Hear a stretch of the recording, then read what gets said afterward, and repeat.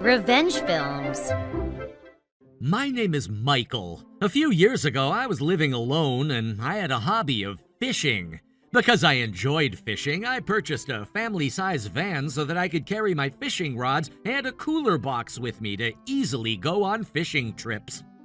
My workplace was close to my house, so I was going to and from work on the train. So that meant that family-size van was left in the parking lot during the day.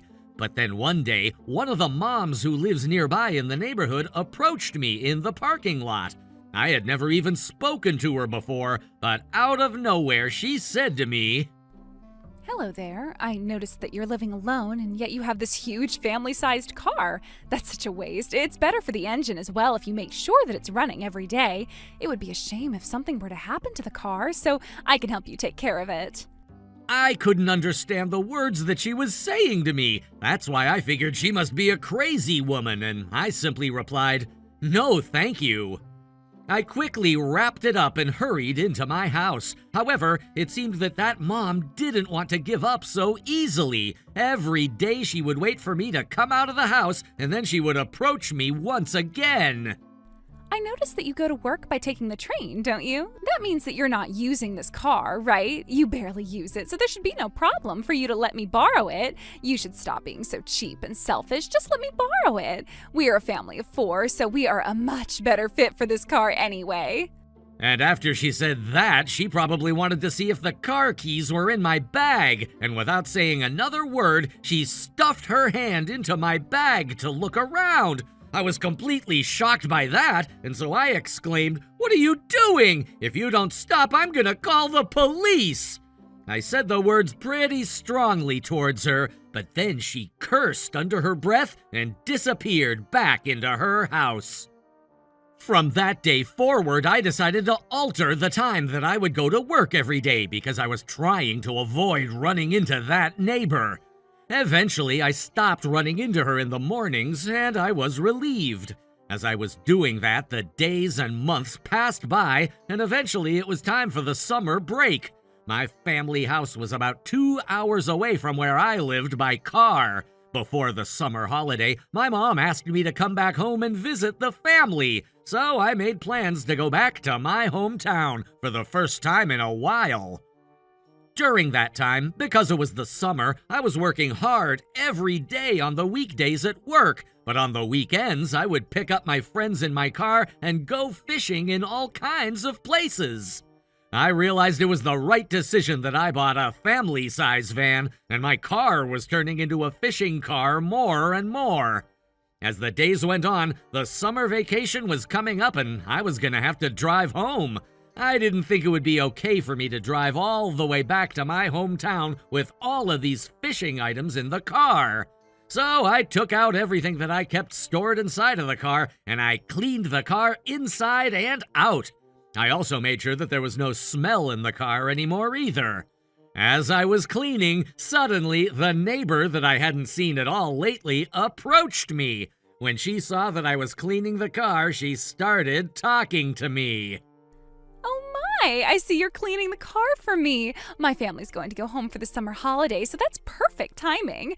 But you know, the smell still bothers me. It stinks. Look, my family is going to be getting in the car, including my children, so you need to clean it more thoroughly. And I need you to get rid of that smell completely, too. Oh, and also, your car has an electronic card for the highway, right? In that case, I don't mind tolerating the smell. I'll just use that toll card instead. When she said that to me, I was shocked, so I replied to her, "I told you that I have no intention of letting you borrow his car, didn't I?" But then she said, "Oh, come on, stop being so annoying. You're alone and single and you probably don't have anybody to talk to, so here you go.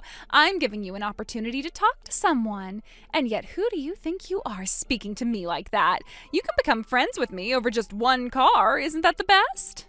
No, it's actually the complete opposite. I'm perfectly fine without you speaking to me at all. And also, I'm going to be using the car to go back to my hometown over the summer holiday, so it's impossible to let you borrow it anyway.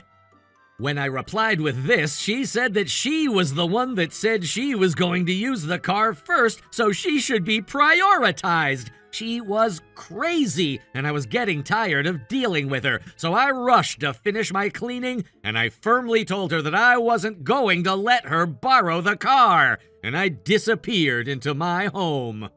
And then, the day before the summer holiday, when I went to the office as usual, my manager came over to me and said that we should go out drinking because we were about to go into the company's summer holiday.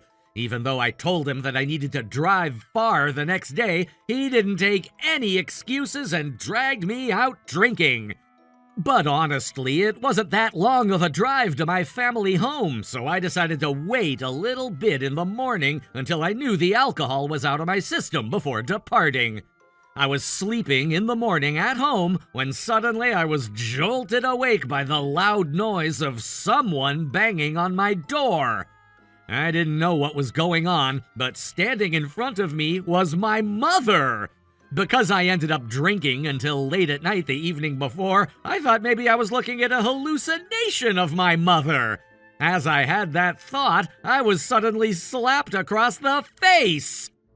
What the hell? You're alive? How dare you make me worry like that? As she said that, she fell down to the floor in tears. And then when I looked immediately behind her, I felt a chill down my spine. That's because there was a number of police officers standing behind her. Last night I went home on the train, and I'm pretty sure I didn't get into any fights with anybody on the way home either. But the reality was that there were police officers in front of my eyes as well as my own mother. I couldn't understand what on earth was going on. However, in the next moment, I was stunned by the words that the police officer said to me. To my disbelief, they said that my car had gotten into a huge accident on the highway and was destroyed. And the woman that was in the car was in critical condition, the husband was in critical condition, and the child as well. The three of them were carried in an ambulance to the hospital. None of them were conscious. When the police rushed to the scene and investigated, the paperwork inside of the car showed that the car was mine, and since the three of them were unconscious, they saw that that paperwork happened to have the contact information of a parent, and that's why they contacted the phone number. And then my mom, who received a phone call early in the morning from the police, jumped into her car and ran over here. And the first thing she did was to rush to the hospital that they said I was carried to. But when she arrived, she saw the faces of people she had never seen before. That was when she told the police that it wasn't her son, and she panicked and came to my house with the police officers. But then, when she saw me sleeping so nonchalantly, she was both relieved and irritated, and that's why she slapped me across the face while crying. Now that I understood my mother's actions, I got dressed and headed towards the hospital. When I arrived, I was shocked to see that neighbor there. And then, when the police officer showed me a photo of the destroyed car, it was true that it was my car. The situation was complete chaos, and my mind was spinning, wondering how all of this happened. The police officer asked me if I had let them borrow my car, but I told him first that that wasn't true at all, and that ever since I first purchased the car, that neighbor had been pestering me to let her borrow it. Now that the situation was understood, I was released by the police. My mom also was able to confirm that I was okay, and after we spoke for a little bit, she went home. And, well, we decided that it wasn't going to be possible for me to go back to the family for the holiday. Not long after that, the three of them regained consciousness. Apparently, the husband and child were in a pretty dangerous state, but I was relieved that they were able to come out on the other side. However, this was when the trouble started, because the neighbor started insisting that I let her borrow the car. The reason why we got into the accident is because we got into your car. You better pay a settlement fee for causing this huge accident. There's three of us, so it's $100,000. Of course, I insisted that that wasn't the case, but then I got scared that it was true that they were in my car, so maybe I was going to have to pay that amount. Not only that, but that neighbor had my car keys, so the situation was bad. I didn't know what to do, but luckily the police were investigating and they found witnesses. While I was at work, someone had seen her break into my house through the balcony, and it was discovered that she stole the car keys from my house. In the morning, I sometimes opened the balcony window to let in fresh air, but there were times that I would forget to lock the window. Also, I had a pretty organized personality, and since I kept things in their place, the keys must have been easy to find. When she heard that witness statement, the neighbor insisted that she didn't steal the keys. But when the police investigated my balcony, they found her fingerprints and footprints. She was no longer able to get out of it. According to the husband, he had heard from his wife that I had agreed to let them borrow the car, and he had no idea that the car keys had in fact been stolen. But because of that, even their child was put in critical condition, and he was furious.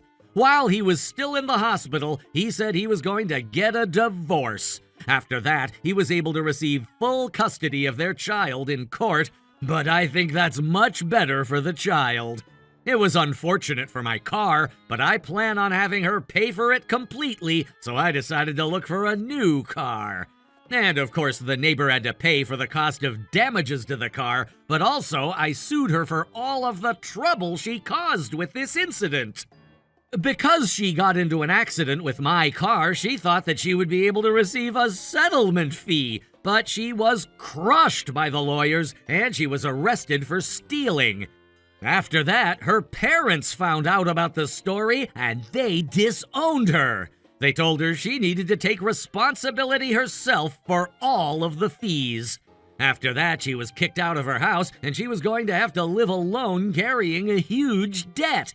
Even if she were to work, she owed me over $50,000, so there's no doubt that she's going to have to live in poverty.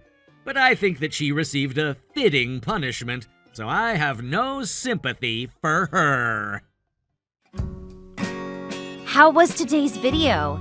If you enjoyed it, please subscribe, like, and leave a comment. Stay tuned for more.